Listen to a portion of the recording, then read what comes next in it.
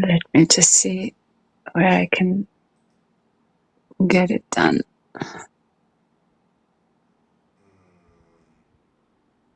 Okay. Okay, here we go. All right. Well, Are we? yeah, here we go. Okay, so let me go in and tag you while people are coming in. It'll take another minute. Mm-hmm. Sure. Just take it easy. I feel ya. I can't lie. You're uneasy.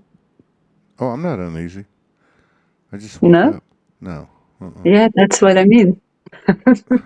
What? Easy waking up. Good morning.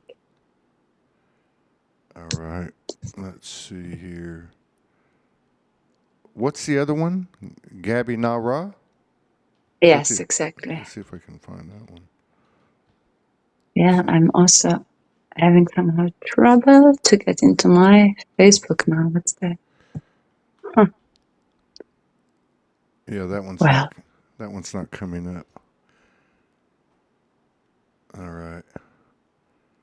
Well, yeah, I'll go I back can't. after. I'll go back afterwards and do it.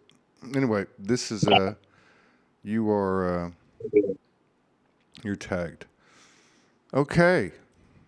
Let me turn the AC down so I can hear. All right, let's see what do we got here. Mm-hmm. We got 8 people in the house. We're live on X, 2 Facebooks, and YouTube. Welcome everybody. Angela Craddy, nice to see you here. All right. Well, it's March the 13th. I believe this is the 13th signifies the goddess. We're in a very powerful weekend. Very powerful weekend from what I can tell. This is maybe the biggest weekend we've had in a long time from what I can tell and from what I hear from some people as well. Welcome back. It's good to see you. It's been a few weeks, and I'm anxious to see what you're tapping into. What do you feel is going on, and how's it going with you? But welcome back. Thank you for coming in, honoring us with your presence, and sharing space with us. Thank you so much, Todd, and of course everyone who is tuning in with us all together. Yes, it's been indeed quite a ride, I would say, because as much as we already kind of settled in a little bit in the new energy, suddenly it took us again as a surprise, as I felt that in the for sure past 2 weeks. And that surprise was like, just such another layer of ourself, of that depth, which of course, when we are so used to control things with thoughts, with actions, with how we always been, even unaware always been, and suddenly, of course, this energy hits, it's like so dismantling us, not just like to see the truth, but dismantling this kind of control system of our own self, I would say. And this is then what is the surprising part, because suddenly you really are flying or diving or swimming, and you don't even know, am I going somewhere? Is this the now moment? Was this already yesterday? And that's when we say not just the merging, but the dismantling of the time space construct, right? And that's where we've been basically in experience so much of the 3D human self. And now suddenly this time and space more and more dismantling, fading, I would rather say. And that's why suddenly you can say, you know it yourself, and probably many others too who are now listening. In one moment I'm here, in the next maybe I'm in the galaxy, in the next time in Mother Earth womb, next time I'm, I don't know, in the cosmic womb. So it's like really very swift and open now, that wherever you are tuning, yourself tuning in with your attention, with your awareness, as fast it goes and you are exactly there. So this means there, as I said, can be now in the cosmos flying or connecting with the pulse of Gaia, or just basically connecting where you're traveling in an instant. And that's how I've been really experiencing that. So it can be a bit kind of feeling that you're not grounded, but at the same time, I am truly saying the new ground is actually the flow. So this means that you're not looking for where can I hold on, that I think that I'm now grounded, right? Like then I'm safe, or then I have everything again under control. But it's really more that feeling that I am trusting flow. That's the anchor. So when I trust that flow, it's almost like a settling in, and that's actually our new, I will call it now, new anchor. The settling into the flow is the new anchor. Is that what you're saying? Yes. Yeah. Yes, like that you are, having suddenly more and more that security that before was for you hard, because we always wanted to hold on to this moment, people, situation, etc. And of course, this is where it's opening up for us, this multidimensionality, which is, as we know, all wholeness, oneness, source, divinity, or whatever you want to call it, the soul as one, experiencing it all at the same time. But it's really more learning again with this trust that every moment when I'm moving, every moment how I am co-creating, that I'm actually safe. Because the mind was just so used. If it's out of the concept of the mind, it was scary. And that's the transition. That's where the fear comes constantly in now. And all of us are challenged every second, every moment. Like, I don't know, I want to just give a small example. Like yesterday, in one moment, I'm here with, with my parents, etc. The next moment, we are in the emergency hall because my father, has a kind of not directly heart attack, but in that direction. And it's like very swift. And then I was just like, not getting into panic. This I'm sharing because, it can happen for everyone in every moment in their story, in their life. But that I actually learned from that, from his state, that the pulse of Gaia, if you are not actually used to this love pulse, to this life pulse, that suddenly your heart will be like, oh my God, I can't cope. Oh my God, I'm like, out of tune, because his heart was showing this, like, that it's not equally beating, but few moments, yes, they're not, all this yes, I don't know how you call this in English, but like not in a balance, right? And suddenly I learned from that this is like what the mother is actually teaching me right now. And I also want to speak later about it, about this pulse. It was coming constantly in my work now.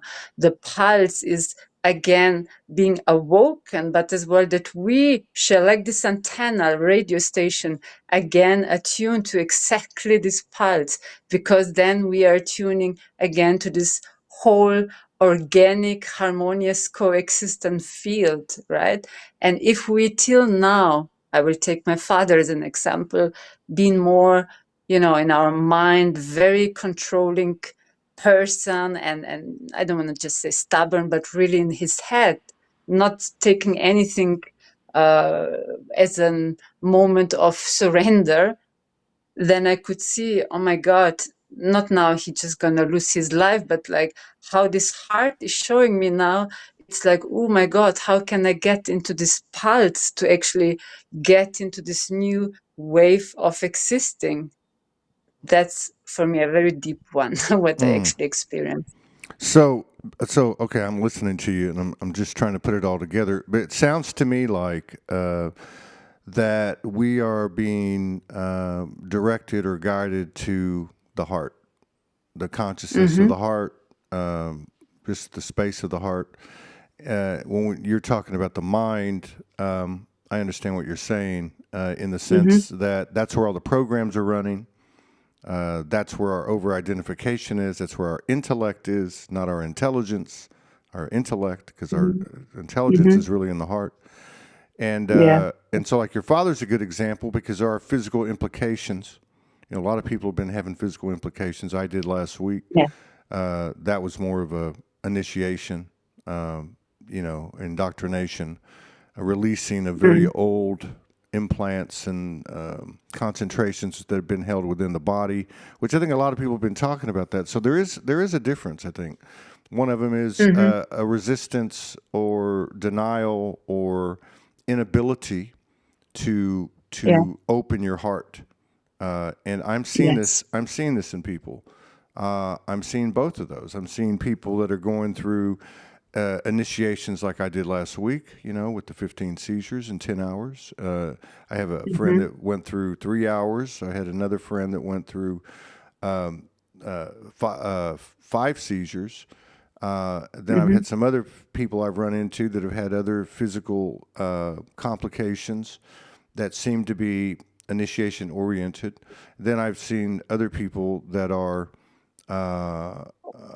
I see a lot of this in the work I'm doing in the past week, a lot of polarization in post and in comments, a lot of I told you so, a lot of in the ego, a lot of self-righteousness. And I'm not saying that I'm not doing any of this. I'm not saying that you're not doing any of this. What I'm saying is that I'm seeing both. I'm seeing some type of physical occurrence, symptomatic of illness or whatever, in two ways. One is this not being in the heart, and one's where you're actually on the journey and you're in the heart. I guess my question is, and I know people have talked about this for a long time, and I know it's not linear. We're in quantum or beyond quantum, but the idea that everybody is going to get the message and everybody is going to experience their heart opening to greater and greater and greater degrees, and as they do, then the mind starts to be de-emphasized and the mind becomes less of the driver or the influence. I don't really know. Some people say there's going to be there's going to be some people that don't make it, whatever the hell that means. I don't know. You know, I find that to be a bit belligerent and a bit of a superior attitude, because it really feels like to me part of this whole understanding of unity and oneness and unity consciousness is seeing every single thing as yourself, especially in the context of one human being to another. Now, what are your thoughts? Yes, exactly. Beautiful. Instantly comes just the word compassion, but compassion in the way that we know, again, I'm going to get the clockwork again, that in the clockwork you have these little pieces and each one looks different, but at the same time, if one piece is missing, then the whole clockwork is not working. So this means how, again, I can now say, is this better or not? So we're getting back to this judgment, and it's really that we can feel that there is space for everything. And when we understand when there is space for everything, nature is our beautiful teacher as always. There is space even for this little ant or this big tree. They're all coexisting. And that's how our human, it's of course coming again from the mind, but human arrogance towards the whole creation, that we then actually fell into that trap to start to put things like higher or lower, or this is better, this is more needed, etc. And of course, till we are still in that, we will fall into the trap of, let's say, judgment or that duality. Choose sides. We have it perfectly in politics, perfectly in family culture. Which culture is better? Which religion is better? I mean, all of this is constantly showing how we've been basically, tricked in a way into this separation thinking, like choose a side, jump on one side, the other one is less good, or we should judge it. And that's why this dismantling, what is now happening, not just like what I said, energetically, structure, but of course as well in the systems which were till now our systems, right? Again, getting just a moment into those fights, etc., and so on, that not to get stuck in what's been shown. And what's been shown, again, it's our test. Can you deal with truth to just see it as truth? Or do we need, again, to say, in that truth, this was the bad one, that's the good one. This is, I don't know, should we put him here or this one there? And again, we're doing the same. We are like separating, even in the truth, what be now shown to us, everything into pieces. And that's again the mind, which needs almost like a confirmation, like what is the truth? But that's the learning, or that's now for all of us, that tests that we are more and more starting to feel our way through. Because 5D or 10D or all the other Ds beyond the 3D are actually then about the feeling. So, and feeling is what you said, the heart, because it is the sacred portal of the soul, right? We're coming then basically, I mean, coming, it's always, we're showing it from the outside, even if it's from the inside, but let's metaphorically say, you know, we're coming from that source as this God spark, as this soul then, and through the heart portal, and then into this manifestation, into this sacred body. And that's why I said feeling is that you can't be tricked if you're like feeling your way from here and not thinking your way through that, what's going on. And that's why, again, that story about the pulse, and it was a very amazing actually story, which not just story, but the experience which I received in a work I've been doing, as actually being always in between the worlds, the quantum healer, channeler, etc. That I was surprised that Tolkien came through. Everyone knows Tolkien, right? The one who wrote Lord of the Ring, etc. And I thought, why is this happening? Why do I need now to tap into this consciousness of this man? And actually, I'm bringing that in because it makes it has a lot of purpose here. So he actually exposed himself then in this consciousness field that, of course, I will say now, he was also a channeler. It was not just some fantasy books he was writing. And suddenly he opened for me the door to share that actually as well through this basically download, that all of this, what he was writing, was actually or is reality, because there is no past, present, future, it's still existing. And that it's now important to remember that how much magic or fantasy was actually suppressed as a way of not showing humanity their whole human story. That we once upon a time, when we go now linear, lived next to those dragons, lived next to those coexistence, right? What we said, coexisting with all of these different aspects. And why I'm bringing that in, because they all, when he showed me that pathway in, to just remember to talk about that magic, or it's not fantasy, it's like a part of us which means suppressed, because when you suppress that, you cannot then leave basically this reality, you're staying here, right? Because everything is then in a different realm.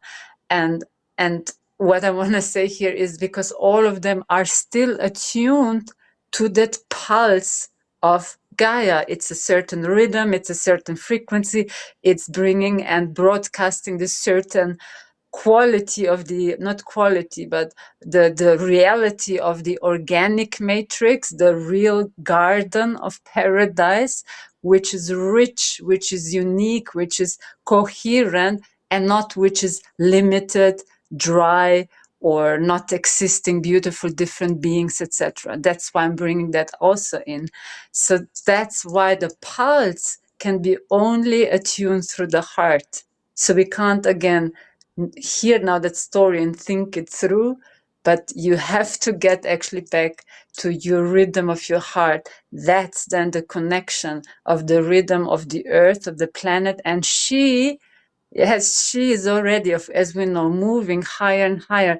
And this pulse is taking you up. You don't need then really to do some certain extra things like extra of different food, extra breath work, etc. You only need really to trust that rhythm of your heart. That's actually the chord, we could say now, this, how you say this, umbilical? Yes, chord to Gaia's heart. And not only that, it's been then shown that this chord is also directly into the cosmic mother. So this means all the aspects of the great mother. So it's like really multi-layered what I'm saying here. And yes, so that pulse is incredibly important. And of course, you can't even hear that pulse if you're constantly receiving the radio station with 1,000 other frequencies. So of course, it was an easy play to just dilute our radio station, which were before clear, with all the other, radiation and this and radios and I don't know what all, that it mixed you up and suddenly you followed or you responded to all of these frequencies and just not hearing anymore that pulse that was so strong coming in the past 2 weeks now, constantly the same. Yeah, that's for sure. Especially from that red blood moon eclipse. Oh, Yeah, that's yeah. when I had that happen to me. Yeah, and I think the trick is, so there seems to be a growing awareness of what you're talking about. Seems like people are, uh, making progress in finding the heart space, Mm, and becoming more receptive to it, and staying there as long as they can. But there's also the other side of it, where there's still quite a bit of lack of awareness or lack of consciousness of self.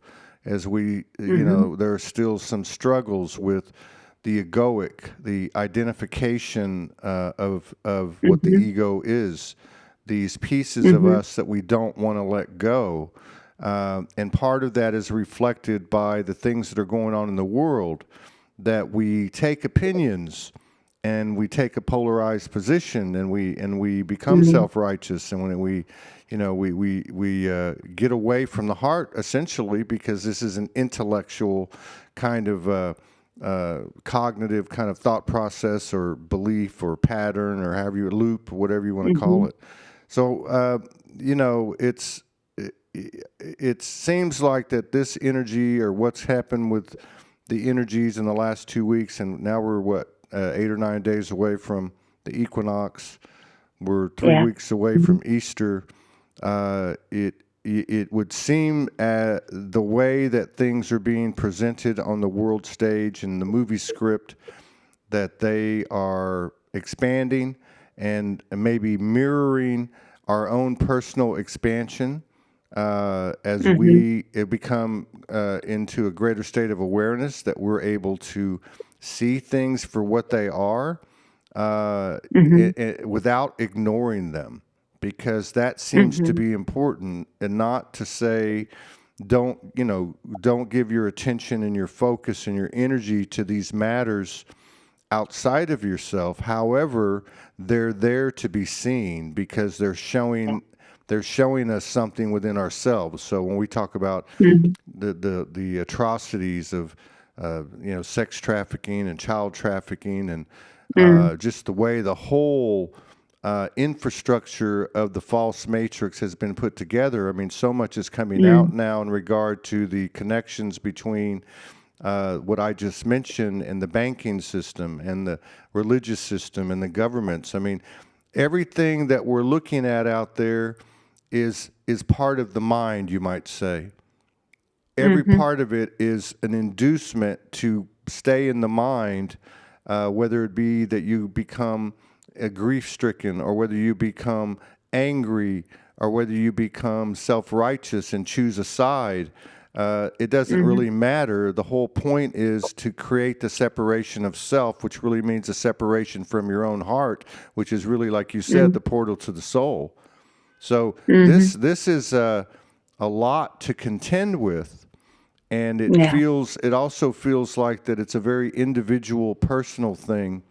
And people, you can tell me whatever you want to tell me. I can tell you whatever I want to tell you. But at the end of the day, I've got to figure it out for myself. You got to figure it out for yourself. We can certainly support each other in a new way, which is to share information without an agenda and without an ego, and just say, this is what I'm feeling. This is what I'm happening.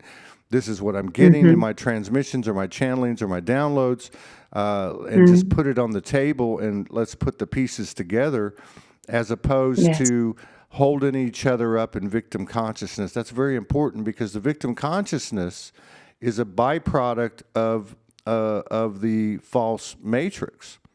And I say that term false. I say that term false matrix because if you look at the etymology of the word matrix, it means, in Greek, it means mother. Okay, it means mother, and it means womb.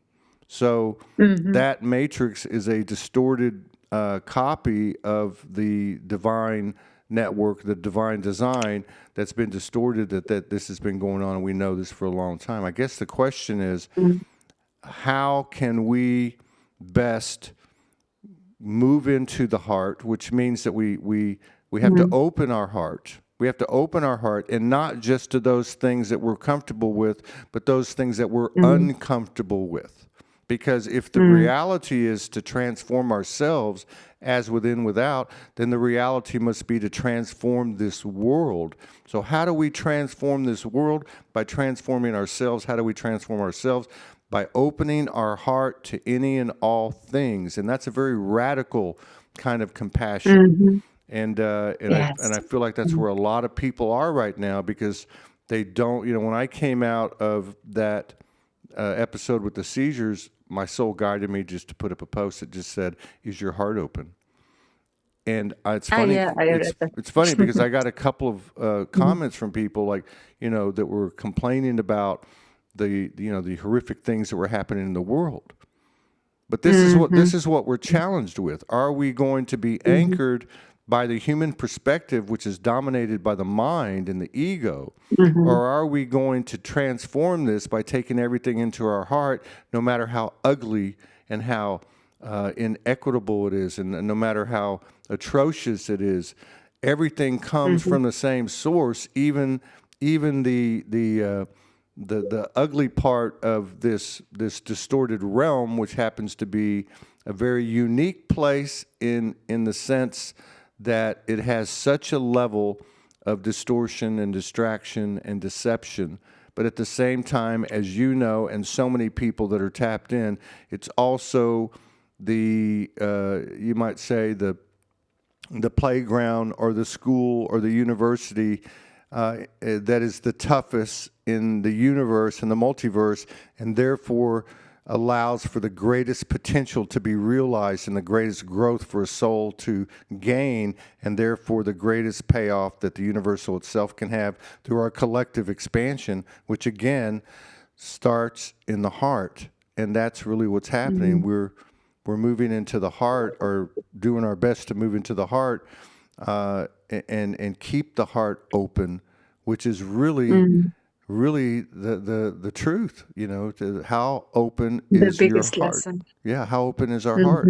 Is our heart really open? Do we have compassion for the perpetrators?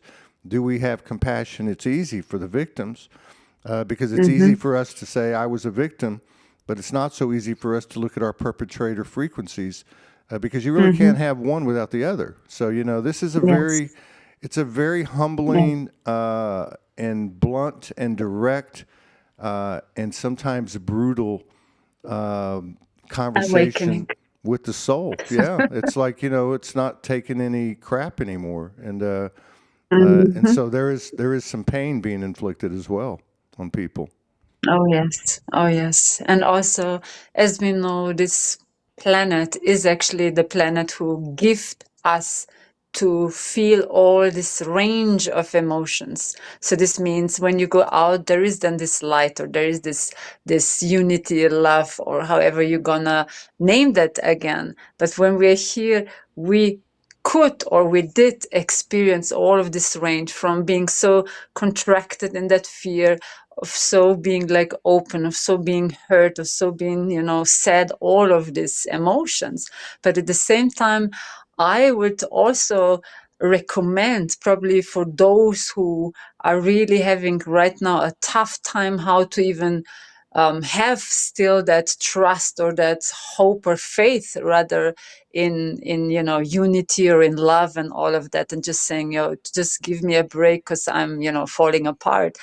So that when we came here as that soul, it was already quite, and distorted, that field. But at the same time, I would say, when we've been sent here, chosen, not chosen, but we said yes to that experience, that we knew we are coming like into this film where there was so much disconnection of divinity, of source presence, not being even present, so disconnected, that when you are at home and watching a movie, you're also at home here and watching there that movie. So kind of it touches you, but actually you're not in it. And like that, it will help the people more to realize, no matter how dramatic it is, horror, we are also watching their horror movies, and it's not real, but it still feels real, all these fears, what can apply when you're like watching it. And it's the same when we are now more and more seeing the whole truth, and even more of the truth, how much distortion being created by a non-presence of divinity. So it was then basically created out of not a presence of divinity, from a disconnection, from a distorted place, from a mind space, etc., and so on, right? From a broken fractal soul aspect, and not a unified field when you're really like with you and divinity. So that would help as well. So you are not tricking yourself, but you're not so attached then to what you're actually right now finding out. My mother did that, my father did that. On TV, they're lying, this is lying, and you could really freak out through that, right? Because you've been so attached, so personal, entangled in that. That's the identity of yours. And it's really now about that we are starting to, in a way, step out, or just really see it from that higher field, even if you experience pain, sadness, and all what is showing up now in your life. Even then, because that's the only motivator from the inside out, that you have to remember, it is still a field of illusion presented as the reality we started then to adapt to and live it and embody it and so on. But we're diving through it now. So as we know that, and that's something just every day, write it on your, I don't know, on your wall, but that we are moving through it. So we are not staying now there, but we have to go through it. It's almost like this astral field in between, where there's, all this entity and monsters and demons and all sorts of stuff, which we actually as well created, because they were just our aspects of, I don't want to embody that, because there's something dark. I'm fearing to go into the dark. Even maybe there was a biggest potential waiting for you, but we created it through movies saying, in the dark, there's always something bad waiting. So of course, then we adapt again to this information, or to this lie, or this idea, I would rather say. And that's exactly what is like a kind of lead, that we can now start to think more in that direction, that, okay, we know now, in a way, we are awakening. We know everything is presented to us as truth exposing itself, how much everything been created as distortion, not from the heart, because everything what was created from the heart will anyway sustain. That can be the garden, that can be this tree, which is going to be 1 million years old, that can be the oceans, that can be, what was created from a unity field once upon a time, even if it was yesterday, it will sustain. So simple as that. So it's not even that you need to fear that you're losing something what was really feeling right in your soul or in your heart field, right? So this is all staying because it's attuned to serving the all. What was created to not serve the all, and we know exactly what this is, can be businesses for, I don't know, like screwing up other people, being their slaves or this and that, just to get your pockets full. Of course, all this is leaving, and leaving not now that we need to attack it. It's organically dismantling itself through frequency once again. So what I'm saying, it's really all about, can I trust that divinity is indeed eternally existing? Can I trust that this divinity is knocking here on my door and giving me this little nudges and saying, hey Todd, hey Gaby, it's all right, even if it feels you're completely lost or you're losing even your body right now in some process, that it's okay, because you know that there is still this complete awareness pulsing, this consciousness, this eternal you, one field is actually still pulsating. So this means nothing can truly ever happen. But the soul wants to always grow, always. It will never stop, because that's like a perpetuum mobile. And that's like when we say evolution, you never can stop evolution, because you have it in a seed, you have it in a flower, you have it everywhere, you have it in animals, in all of us. So you can't stop evolution. So no matter how, I'm hearing again, how arrogant the mind, the identity of the ego thought it can just, create all this kind of control system to decide when is what happening and in which way, etc. I mean, there is nothing bigger than divine evolution, nothing stronger than that wave, because it's happening with or without us. It's always the wave is continuing and continuing, or upwards or in all directions, right? And that's also something which I would pass on to all of us as a reminder, to not fear that we are actually changing, because the change was always there. No matter if the identity thought I'm always going to be an artist and DJ, 50 years old and never this dressed or different. I mean, all of what we created, we could slowly start to really fall into that unified truth, that is constantly changing, and it will actually enrich us and not bring us threat. So the threat is again what the ego has to, the mind has to deal with, that in that process we are all in now, to identify that there is actually the only threat which you're going to feel should be your measurement, that the identity of you is right now threatened, and not your complete whole divine you.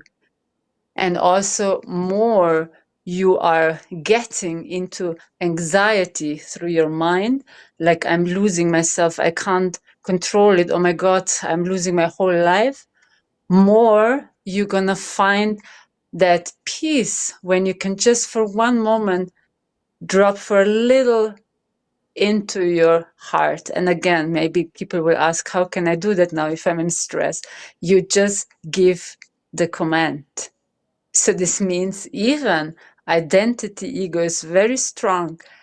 If you give a command, like a deepest, almost soul voice, I am now falling or dropping into my heart, it will override the ego because it will come from the inside out. And I'm going to also give now here a small, very deep story, actually. When I was, I think, 8 or 9 years old, every night I've been energetically feeling like I've been, as well, let's call it astral attacked. I was alone. I couldn't speak with anyone, you know, as a child. And after many, many nights, all of a sudden, I never read any book about God or anything, you know, with 8 years old. And suddenly I screamed at that night saying, God. It came from soul. I didn't think it. And suddenly it all disappeared. It never ever came back. So be aware, beautiful souls out there, that we can command very strongly. It's like divine, I'm getting goosebumps, divine authority can override in a second all of this identity, control, arrogant systems, etc., even of your own self. Okay, so when you're trapped and think, oh my God, then you just really put your hand on your heart and bring it out from there. The wish, the will, because this frequency will be felt, okay? Not just out of your mouth, but from here. Yeah, yeah. I think you know, so many of us have prayed. You use the word prayed. You know, with that innocence of a child, and we receive results like you're talking about. And it does work. You know, it does work. I mean, I can speak to that even in the last 30 days. When we ask, we receive. And I've had some people talk about it even in the last 30 days on the show. And sometimes you got to be, you know, you got to remember too, be careful what you ask for, because things are moving very fast right now, and you might end up having 15 seizures in 10 hours. You know, that was part of an answered prayer. But what you're saying is true. Now, you know, so really what you're getting to is this whole thing isn't about what's going on in the world. It's not about the secret space program. It's not about underground bases or ancient civilizations or negative ETs, or it's about ourselves. It's about our own inner dialogue and our inner battle between our true nature and our false nature, right? So it's not it's you know, it's not just releasing the hold of the negative associations of the ego. It's not just that. It's not just neutralizing that, but it's also neutralizing those things that we see as positive that we don't want to let go. Those things that say we're right, those things that say, well, I'm from such and such planet, so I know this is true. Well, how do you know? Who's on that planet? Are they walking on water? Are they? They may certainly be higher dimensional beings than we are. If they even exist, are they a story? What about if we have this type of distortion and chaos and misrepresentation and deception on the plane of the earth? Why would it not be in some of these other non-physical areas, such as the astral plane? I think we really have moved into a situation where we have to ask these questions, because our sovereignty isn't just with those things that are uncomfortable and dark that are brought before us, that we liberate ourselves from, whether it's a government or an entity, like when you were 9 years old. Okay? Okay? It's also, we can be dominated and we can be controlled by things that are at a minimum being presented to us as beings of light or entities of goodness. You know, many of us have established these connections through traumatic times, and I'm not saying that they aren't all good, or they, you know, I'm not saying that there's no good in them. I'm not saying that at all. What I'm saying is we're the center of this universal experience, and our sovereignty and our dominion starts within ourselves, and everything that's presented to us, we've got to vet it. We've got to ask questions of it. I've had this conversation with Mother Mary. Mother Mary's been with me since I was a little kid. Mother Mary told me, now that I've taken you through this certain initiation a few years ago, who are you going to trust? And I said, myself. She said, what if it's between me and you? And I said, myself. She said, that's the right answer. See, we are, what you said about the soul is always expanding. So the only reason that we are not able to see that is by virtue of this egoic implant that utilizes judgment, that compares and that competes. So in other words, we have this thing where we can't see the expansion. We can't see our stagnation is what it is. So think about this. Here's another example. So let's say that, and I'll use myself as an example. So when I first reawoke, 6 ascended masters came and sat with me, and three other entities, which was Yeshua, Magdalene, and Archangel Michael, and then 3 spirit guides. So all in all, there was 12 of them, right? Those 12 obviously were very important to me in my journey. However, they are not the limitation of my field. They are not the limitation of my beingness. They were the 12 that were synchronistically brought in at the time that I needed them to be here, or that I arranged, or however you want to put that. But they are not the limitation of me. There's more to me than that. And so there is a situation where I might have been unconscious and say, well, these are the 12 parts of me, and there's no more and there's no less. Well, that's stagnation. That is an egoic limitation that is not connected to a negative aspect of the ego. That's not connected to something that's trying to work against me. It's just simply a judgment that I'm making that's limiting my horizon. So I really feel like what's happening here now is we're being taken to the core of the heart and of the portal to the soul. We're being taken to the core of it. And so any and all things that are presented before us are reflections that are meant for us to, ultimately for us to see something in ourselves. That's why we see things over and over. That's why we experience things over and over.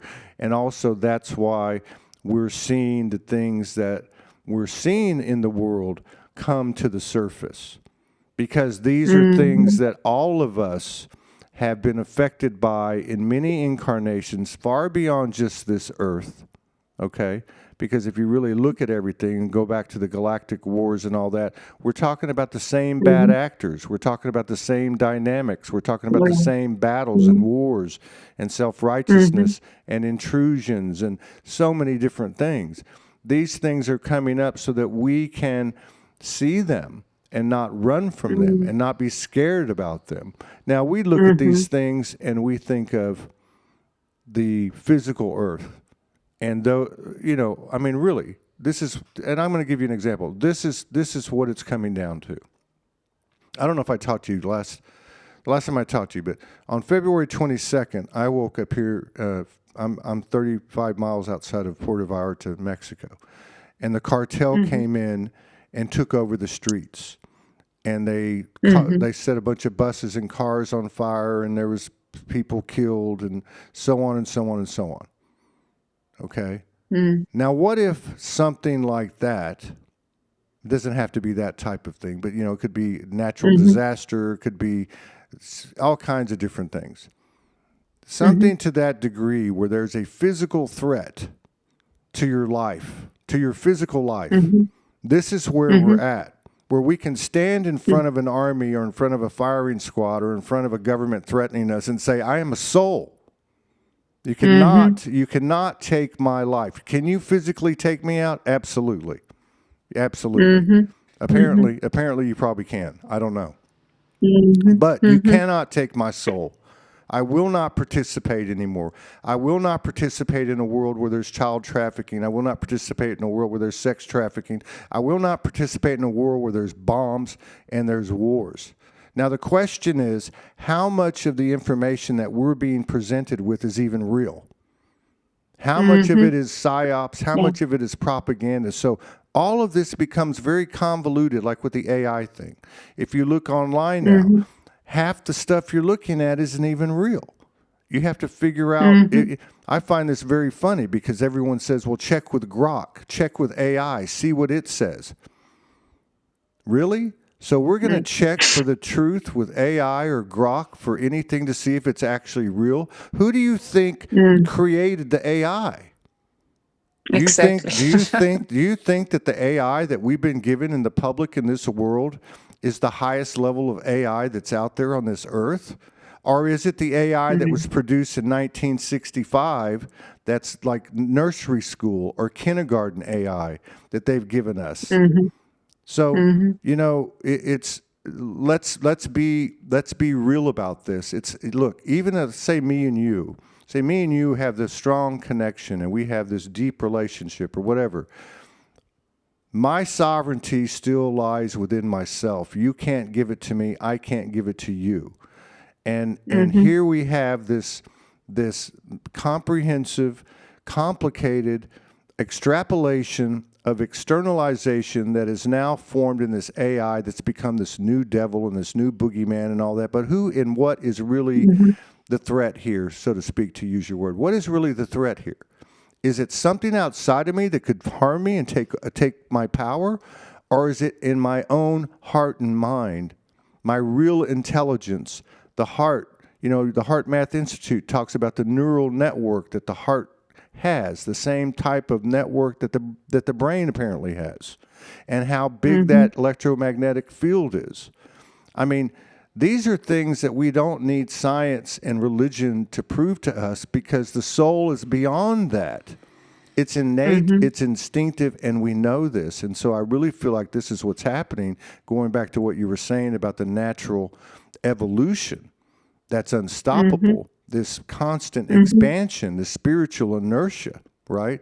This is what we are. We're made in the image. We're the drop in the ocean and the ocean in the drop, right? So I expect that we will be challenged. I expect that we will be able to rise to the occasion. I feel like that time is here and now for many of us. And I do agree that there's waves, and it doesn't mean someone's different than the other, because these children that are coming through the earth now are going to be leading us very soon. Okay? So it's important. I think this is an important period right now, this window that we're in between now and Easter. And we're going to be given a lot of personal revelations, of personal opportunities. Things are going to be presented to us by the universe and by the false matrix to scare us and put us back to where we were. Bullshit. You know, I am a soul. I am a soul. My brothers and sisters are a soul. All things are my relatives. All the birds, all the animals, all the plants, everything is my relative. Everything is connected, and this is the old, innate, ancient, akashic, intuitive. All right, this is the real us. It's our natural nature, you know. And so, I would just say, don't get comfortable, and don't get comfortable in the good things either. And what I mean by that is, are many things that woke us up, parts of us that came alive in ourselves, that naturally we identified with because we remembered, but they're not our limitations. There's far more aspects, like in my example, far more aspects to what you know as Todd than those 12 aspects that came to me in 2011 and 2012, right? So it's exciting time, but it's a serious time. It's a time of opportunity for expansion that we don't have very often, at a minimum. I would say that we don't have very often. Call it the end of a cycle, like the Kali Yuga or whatever the case is. But it's it's a grand opportunity that we won't get very often. Is how I would assess it. Not that I know everything, but that's just my take. Thank you.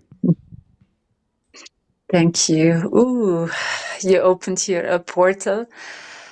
And if I may, I could, but I don't want to stop it now. Some light language want to come through because it's just a response of opening up this frequency of this unified field, which goes beyond every kind of story, any kind of form. Shanaratia, saktrokea tana, aino to shuachlere, ekianakaha. To just feel what means to feel frequency as unified language, arate. Sintro ho henata keteri aharateaki. Exactly, expanding you beyond your structure. Aritana selore atrachneke tinoku. Ura kiana tarashatik inu. Achne reti santro kuachnete nayoto shuura tanakea your source authority awakening. Ahanaterekia takaharatoro kwahatea. It's a strength, and yet it is an unified open field. There are no edges, no endings. Haratea toroshuma kanakeratia a. And in all the realms, right as we're speaking, they are uniting different tribes, different galactic universes. Also in the fauna, flora, all of them are right now unifying. And all of these platforms being right now used through vessels like you and me, Shant Aroko, to just spread the frequency. It's not even anymore about the words we are using of the different kind of stories, backgrounds, what we knew till now. Ahna, this goes already beyond it. And this is exactly the expanding of the fields of your reality. Akna Toroto. There are no limits, no edges, no endings. Akoro toroko orata. This is now all about your belief. What you believe, you are right now seeding into this new field, which is an endless ocean of this plasma light, of this fabric of reality, which you are shaping by bringing in exactly all of these seeds of what is your choice of creation right now from the soul, speaking it, feeling it, and forming it into this now moment. Taha, erti, rakturura, santara ekia, hayato, sunturu I, a, re, ha.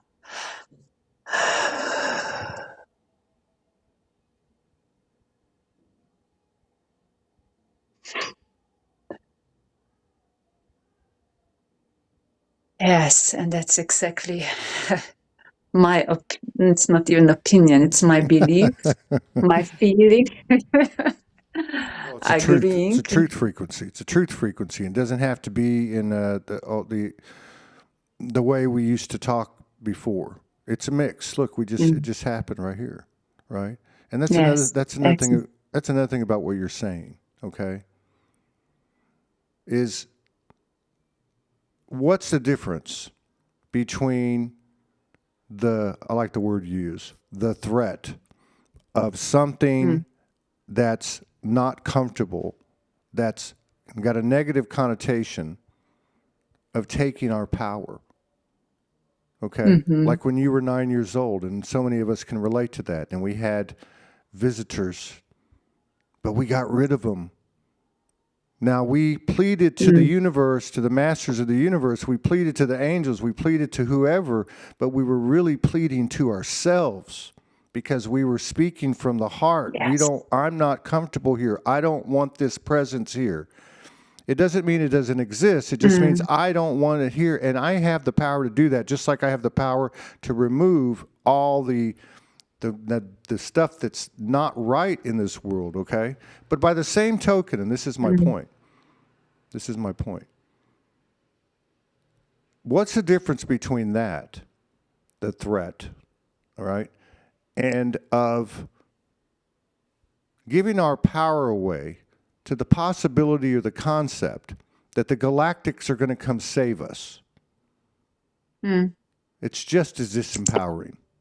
It's just as disempowering, because those aspects, which are us, those aspects that are in higher vibrational fields, dimensions, timelines, bands of frequency, understand the universal better than we do from the earth perspective, because of the conditioning and the programming and the experience that we've all been through. We're coming out of it, don't get me wrong. But they understand the evolution that you're talking about. They understand about non-interference. Now, non-interference is not to be confused with co-creation and collaboration. Okay?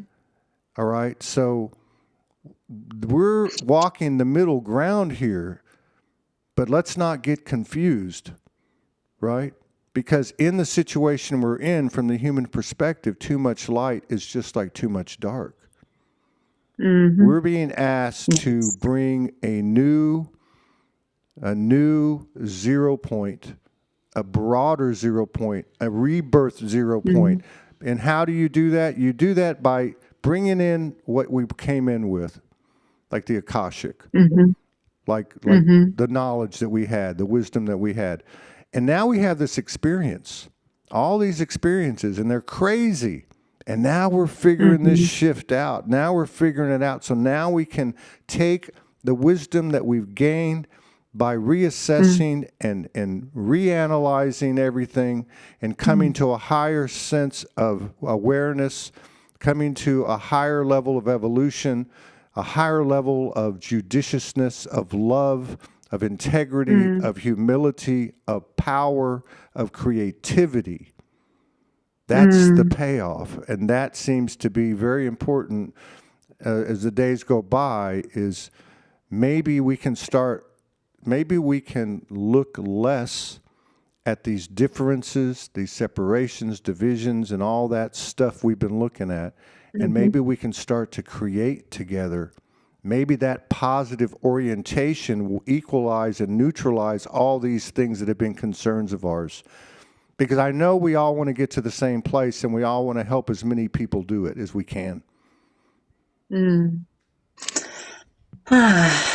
Yes, thank you. But it's also about tapping into new potential, because till now we've been in this field, which is from, let's call it from A to Z, in this 3D construct, in this box. And exactly that's why it's constantly just being a loop in different forms, in different colors, in different ways. But now it is really, really about tapping into the unknown, because that unknown is holding your new potential to create new ideas, which are beyond even what was possible till now. You need new fabric of reality, new potential, new soil, fresh soil. And that's why, how do I get there? Can I start to believe into something more than I believed till now? Here we come back to the magic, to the fantasy, to the inner child, which was always shut down, stop dreaming, this is nonsense, that's not real, you don't see unicorns, shut up, and so on.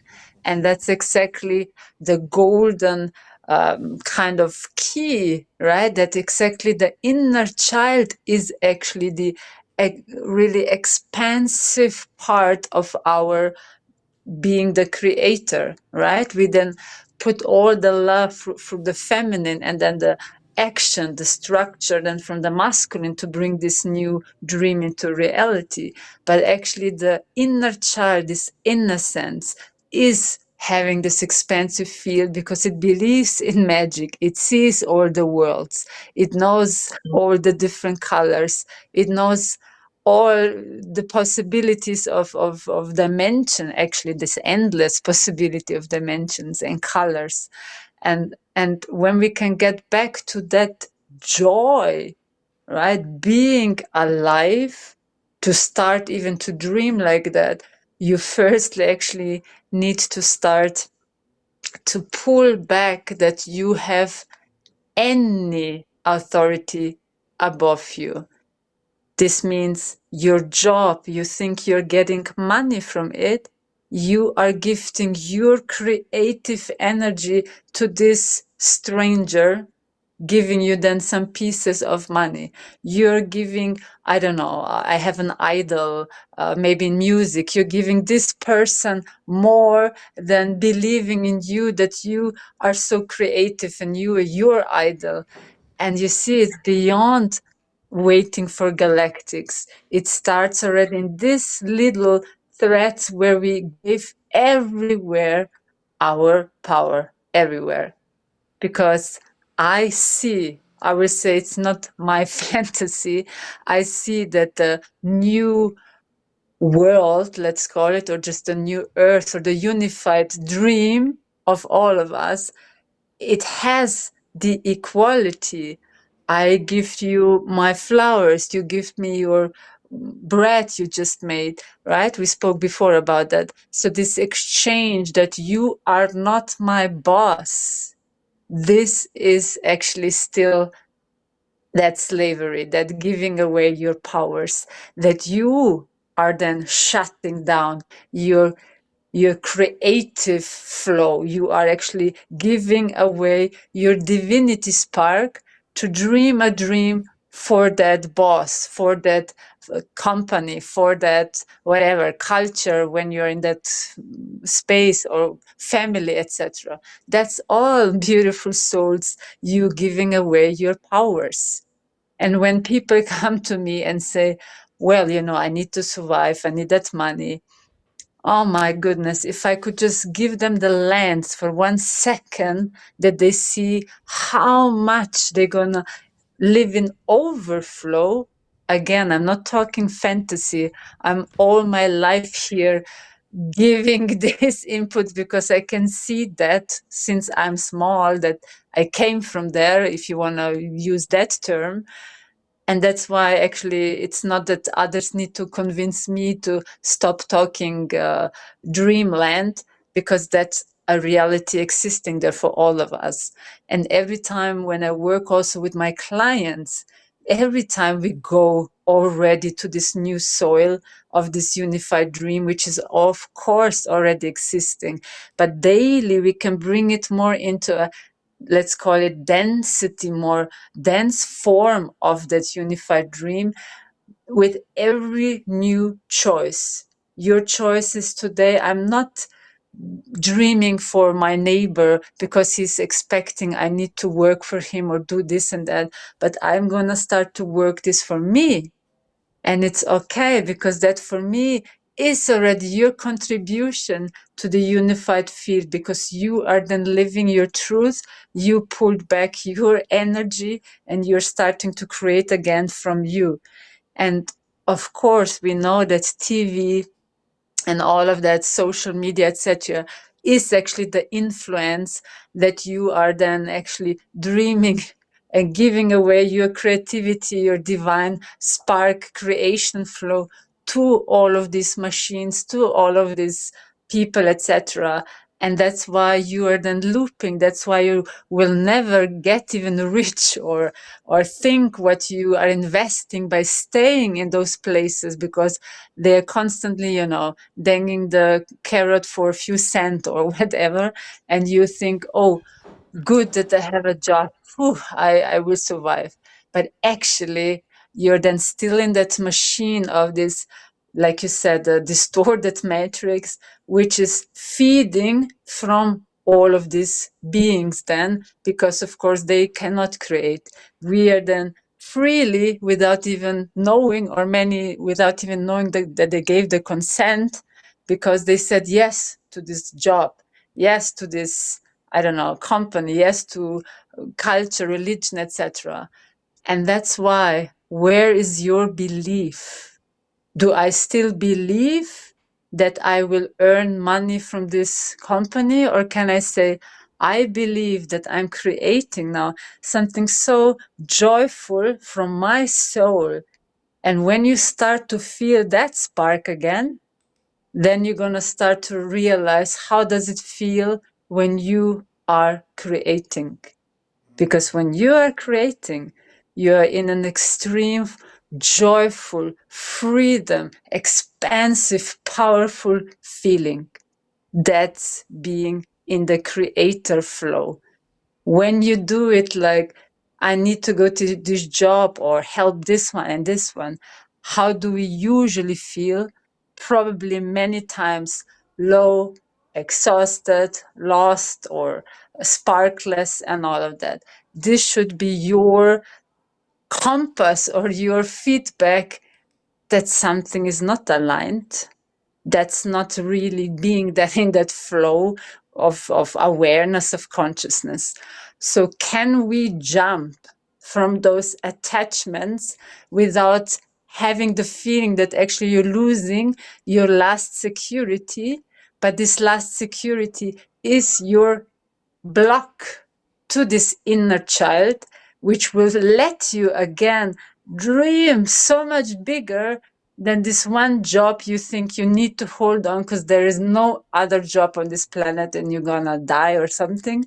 But that you can really say, oh my God, I mean, I can't even lose more than I don't even earn enough. So I can't lose even more. So let's then at least try.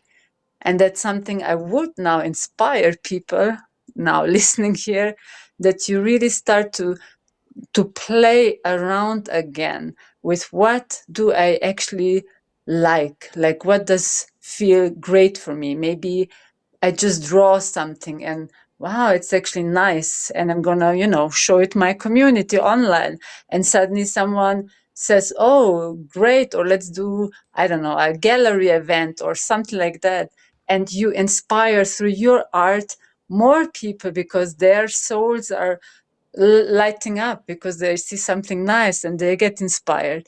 So that's how we really accumulate then the source spark when we are working again from that soul, from that heart, and not anymore we need to have those jobs and this and that to survive. That's the trap because you are then in a limited dream and not really seeing, well, actually, I came here unlimited and I will always have unlimited possibilities to dream whatever I want to dream.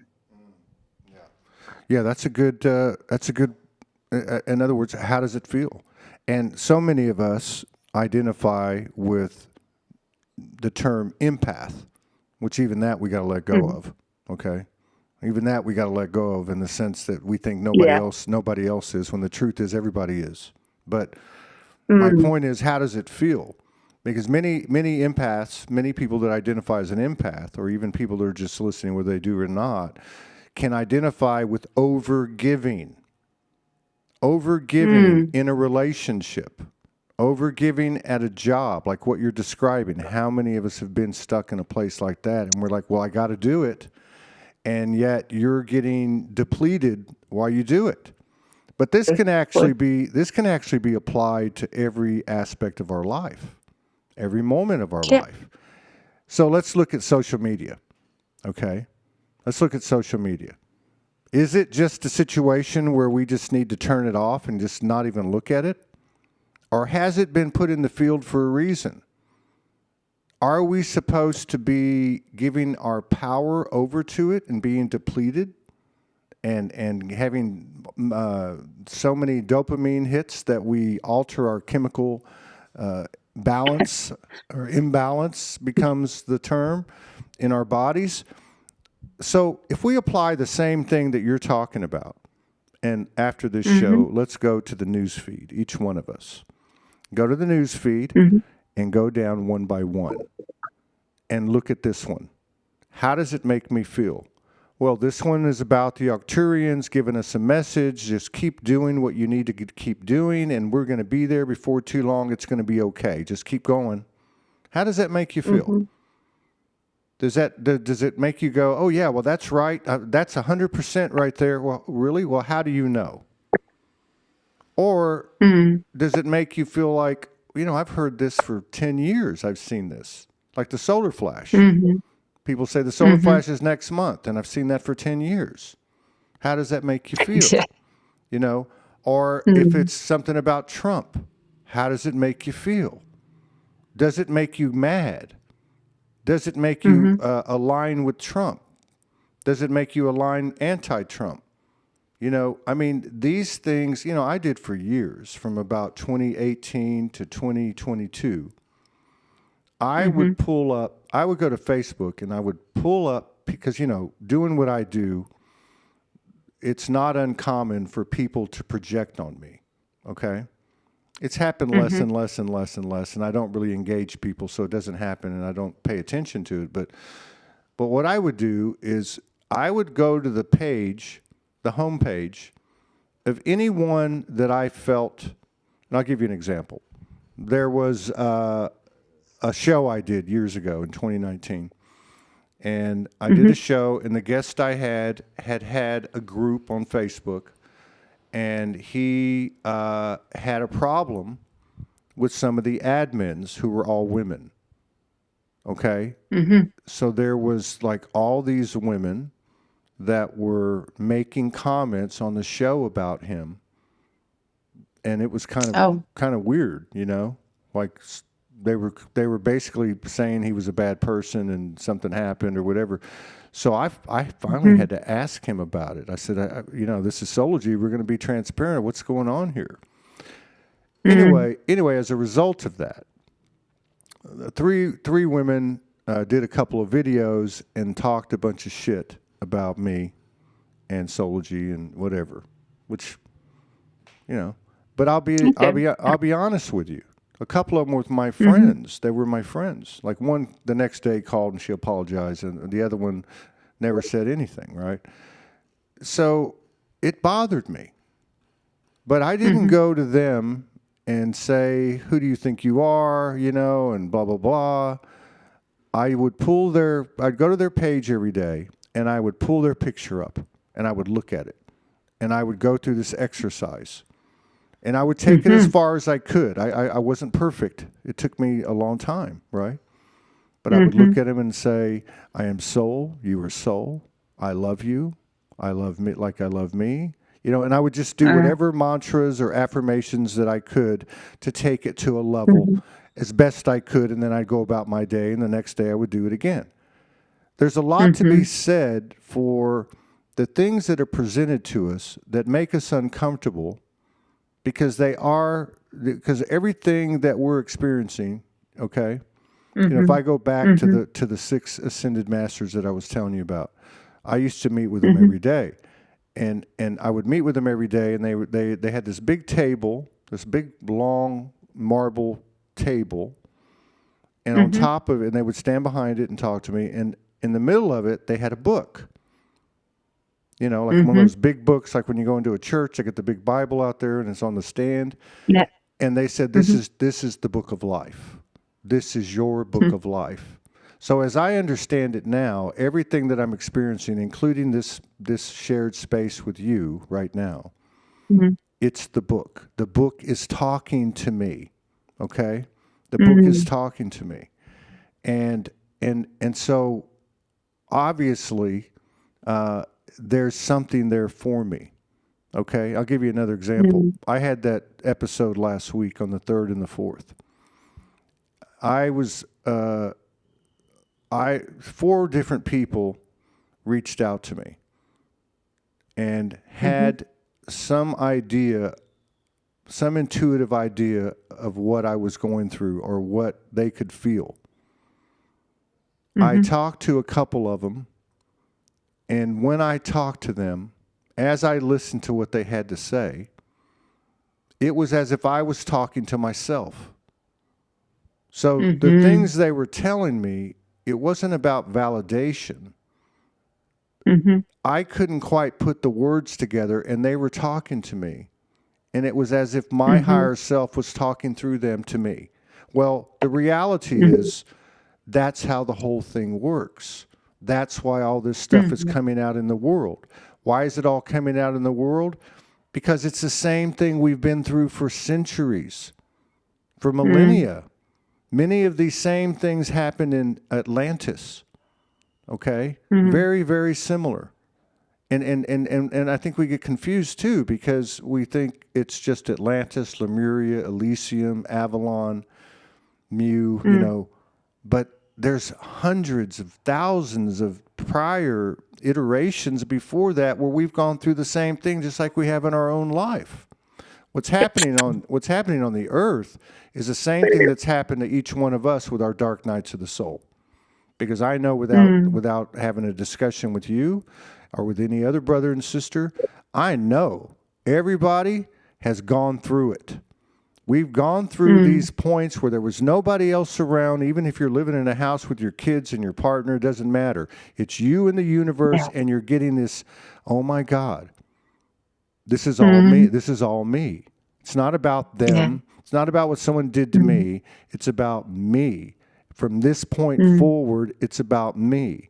So the same thing is happening now on a global scale, and it's happening through these personal expansions and the mutual sharings that we're starting to see, because that's how people become aware that this is actually happening.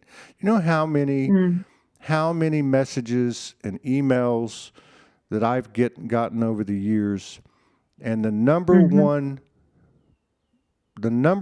thing that they say, okay, obviously gratitude, but you know, the number one thing they say is, in so many words, I thought I was the only one. I didn't know there were other people out here like me. I found my tribe. Oh my God. And I'm talking about people, like I remember getting one email from a lady in Europe. And she said to me, I found your show the other day, and there was a lady on, a sister was on, and she was talking about all of the galactic experiences and visitations that she'd had since she was a little child. And she said, I've never had one. I've never had any galactic connection. She said, however, I've been visiting with a unicorn that comes to visit me in my bedroom since I was a little kid. I've been visited by gnomes. I've been visited by fays. So she didn't even have the same type of experience as the lady she did on the first show she ever saw, but she found a place where people were acknowledging what you were talking about. The fantasy, which is real. The fairy tale, which is real. The imagination, which is a true divine nature and a true divine power that's been suppressed, but not anymore. Not anymore. And this is the real story. And this is why I say, you won't see this on a podcast. You won't see people talking about this. They're talking about the disclosure. They're talking about the conspiracy. They're talking about all the sensationalism and all this, and I told you so. And that BS. This is the real story right here. This is it. And it's not just the unicorns and the elementals and the galactics and the angelics and the nature beings. It's also the emotional journey that we've had, because the range of emotions and the emotional depth that we have is the uniqueness of the human incarnation and the uniqueness of the human creativity. And the entire multiverse is all sitting here watching us because of this unique power that we have that we're now starting to get a handle on. Because just like that prayer when you were 9 years old and said, I don't want this here, that was a balanced emotional expression of creativity and force, life force. And this is what we're coming to terms with now. So it's an exciting time. It's a serious time. And, you know, like my soul told me on February the 11th, I'm not effing around anymore. We're getting to work now, once and for all. And I didn't understand it when it came through. And then on the 22nd, the thing happened in Puerto Vallarta. And then on the 3rd, I have 3 out-of-body experiences and 15 seizures. But that's just one person. You've had your journey. the brothers and sisters listening have had their journey. They're all coming together into that one natural, organic Yeah. timeline. And those words Yeah. that you spoke are so important, which is what we call fantasy, which is really not the fairy tale, the imagination, the sacred sexual power of the soul, the Christ consciousness. This is masculine, this is feminine, this is the golden child, this is everything. And it's not like it's out there. It's all in here. Yes. And I love what you said, Yes. because the heart is the portal to the soul. And through the heart, we can go anywhere. We could be having Anyway. we could be having breakfast over around the corner from your house tomorrow morning, right? I mean, this is the level. We are the technology. We are the technology, not AI. AI is a replica. It's a mimic of us, and we're light years ahead of it. The only thing that keeps us from that is the same thing that keeps us from tapping into the full potential of our imagination and our creativity, which is really, like you said, belief, right? Thanks. Yes. Wow, so beautiful. Thank you for that. It's like my soul is like so joyful, not just to listen to that, but to just feel that awareness forming so much every moment we are sharing this year into, we are birthing that. That's the new earth. We are birthing it with every choice, with every feeling, with every new idea, with all of this beautiful, joyful potential of all what you thought you even can't or you're not allowed to believe into, that all that is forming where we're actually together entering it. And what I wanted just to share as well regarding when you said yes, that we are surely having these different experiences on different levels, but also when I do constantly all of my group sessions, what is coming out as well is that they're showing me the pace or that fast rhythm, how everything is expanding. That when we enter, for example, the inner earth, and that's always the entrance to any kind of other dimensional places, always through the body, always through the inner earth. It's one and the same. For those who maybe forgot that, that's the earth. That's actually where it starts. So the outer bigger earth, it's basically anyway just the reflection of that. And when we go inside, every time there for me, because I'm also a guardian of that particular inner earth gateway system, because there are many endless. And when I go there with the group inside, and there are like sacred guardians, the dragons. And when we started, maybe, I don't know, a year ago, there was maybe 8.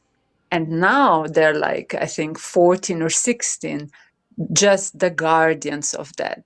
And every time they're even referring to say that as like, yes, that they want us to see that how we all together, even through our choices, are helping as well them to actually merge, and that's making them more.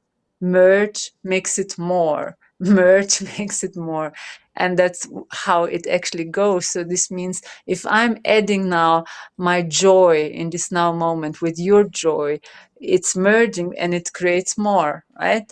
And that's how it's growing very rapidly, like these little cells, which are just, adding and creating really this massive space. And it's the same like with any other realm which I entered in the past few weeks. They are all right now merging. I'm working with the elders. They're just calling me. I've been working with the Aborigines. Now the Maori are calling me. But why? Why I'm also bringing this into the field? It's important because we all are becoming the new guardians of that new dream. It will not just be there and nobody's taking care basically of that garden, of this reality, of the earth, of the trees, etc., whatever we're going to create. And so it's almost like an initiation, passing on the guardianship wisdom to us. That's why and I'm sure I'm not the only one, that being called by those different nations, by these different tribes, because they are representing that wisdom of the fire, of the how to take care of it, of that fire, of that water, of the ocean. And it's almost like this ancient sacred wisdom teaching even of beloved Mother Gaia, that to learn more about even this planet, and means learning more about my body, one and the same. What is my lymph system? What is my blood system? What is all that? What is actually flowing through me? And people are taking it very lightly, like, okay, I have some ascension symptoms, right? But where do you have them? Are they in your breasts? You know, is it in your lungs? Why? Because your heart, higher heart, is expanding. So you're gonna receive then feelings like you can't hardly breathe, because more and more potential is actually opening up. Like you could say, more air is coming in, which you before been more closed, more shallow, more, you know, living like on your batteries, on limited version of yourself, and suddenly so much more, and it's gonna get and give you all these sensations. So to learn more about the body is also very, very important, and not just be again like oblivious, like, oh, that's a vessel, who cares what I'm eating, drinking, or it has just some seizures going on. No, it's all talking to you how the new earth is birthing and forming, and you're gonna exactly then experiencing it again through your body, not through here is now your new dream. Your body will represent your new dream, or our unified new dream. And that's why all these elders, all these inputs, all these different nations are actually coming as well through now, to show us that they are already knowing that we are now expanding into this next dream. And that's why they are now basically honorful, opening that gateway to those Akashic records, morphogenetic field of Gaia, where it's always been locked in as the information, to get us new information how to actually navigate the physical body now to the next stage, right? It's not just, oh, it will just somehow happen. No, it is intelligent. It will unlock through DNA, through this morphogenetic field, more and more how actually this plan of this new formation of this new dream is actually being presented as well, organically into form, not just etherically, right? So we're still on the ground as well. And that's why it's like so multi-layered happening, this merging. So we spoke about, you know, that people are awakening and they're starting to feel and so on. But when you awaken, your heart being storage, like this morphogenetic field, information of fear, of trauma, of culture, of all of that stuff. So you cannot expect, we all cannot expect, just it opens up and you feel now beautiful love and bliss and unity. You're gonna feel as well all that panic, this, that, distortion, etc. It's there in that field around the heart. So if you want to go through that gateway, you're firstly meeting all of that. If you want to bypass it somehow, you can't get into the next dream. So it's like there is actually no other way. And not to scare anyone, but that it's so much amazingness waiting there, potential waiting there, unified field, amazing beings, I mean, consciousness all together celebrating us already there. Every time when I go in with my group, or it's changing the group, but just to say, every time we are honored, celebrated, welcomed, that's already all reality. And that's why maybe for some, I might sometimes even sound very like a fantasy, like oblivious, like dreamy, but that was all my life, my path to bring that remembrance, because I'm also a guardian of that, let's call it purity, innocent flame, right? It's like one and the same. That I never lost that, because I knew that's exactly what we all will need. Not just me, of course, I'm of many working with that, but we will need that for that next human evolution. You cannot not go inside again, not believing into anything just of what you see. You have to go again into the bigger dreaming of your inner child. When your inner child is still, in distortion, means like it was abandoned, it's sad, it's scared, it was never seen, etc., then you know where your focus should be now. Not on Epstein files, not on is there a war, but on your work with your inner child. Because this is your ticket to go then through into a, let's call it now, better world, better state, more peaceful state, than focusing on is there war, is there left, right, wings, who cares about anything about that? So it's really taking again your, like you said before, focus away what is really now important for your journey, which is actually our journey. Each of us is now being called more than ever actually to do that work, me included, all of us, you included, that it's whatever is coming up, it's very uncomfortable, it's like blah, but it's like every time making more space, that it's just really opening that gateway into your heart, sacred heart, higher sacred heart space, because in the higher sacred heart, thymus, there the new earth is actually birthing. So from the heart, we are moving to the higher heart, because the heart was still locked into the 3D system, means as well limited version of what we called love or feelings and all of that. But when we go into the higher sacred heart, means thymus, there is actually already a unified a love space, which I don't want to call it again unconditional. That's also a lie. Love is always just love. We made it unconditional or conditional through our choices or through our actions, behaviors.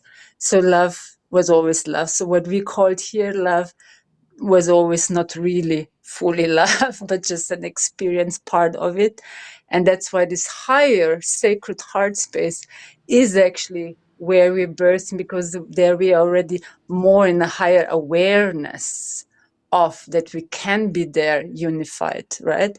And that's as well, we have done the mind, which is as well plugging into the higher mind, which again, the mind was limited to the 3D system as much I can only think, my capacity as much.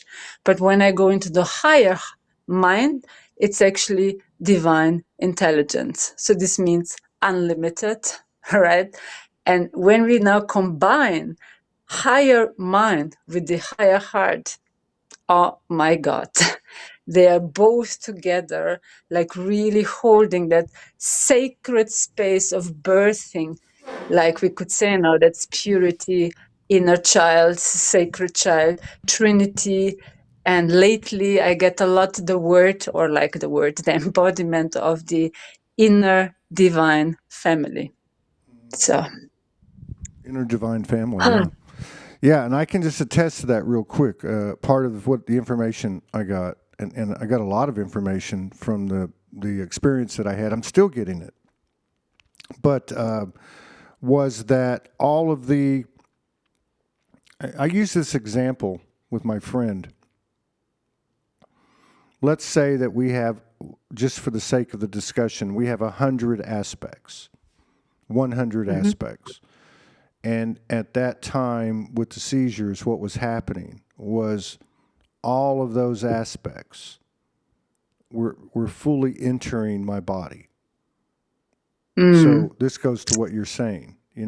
So a lot of people might, and I know it's somewhat complicated, and certain things were released. There was a very old entity or implant that was released, and we know when we release that the light feels right. So, but that was part of the, I'm not going to say trauma, but the ordeal. The physicality was to bring in all these aspects. And I was also told that everybody would go through this. Maybe not the way I do it or the way you do it, but everybody would go through this at some point. And yeah, so there is a very physical component to it. And I can tell you, I'm on the other side of this, and I'm still getting information.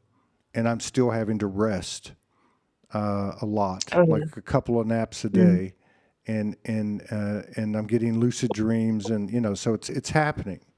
I'm getting people saying, that this is, you're in my dreams, and and you came, and this and that, and timely synchronistic messages. And I'll just reiterate something else that I've come to understand, which is, this portal that is the heart, which is the portal to the soul, as you so described it so well. The more we open the heart, the more we go into our heart. And we can do this in moment by moment by moment by moment, no matter what it is. You can go down the store and buy a carton of milk and have an exchange with the clerk at the store. You can be in your heart. You can be in your heart when somebody smiles at you and you smile back, or you walk by somebody and say, hello, good morning. There's so many ways to do this. You can be looking at social media and something makes you angry and you go, well, let me go in my heart. Let me take a breath. But the more that we're in our heart, it's a direct relationship to the level of intuition. And I'm not talking about the old intuition either. The old intuition was colored like love was, right? So love is love, but we said, oh, love is either conditional or non-conditional. Well, once we said there's conditions to it, then immediately we created unconditional. So the same goes with everything. But so the more intuition, telepathy, and synchronicities, very important.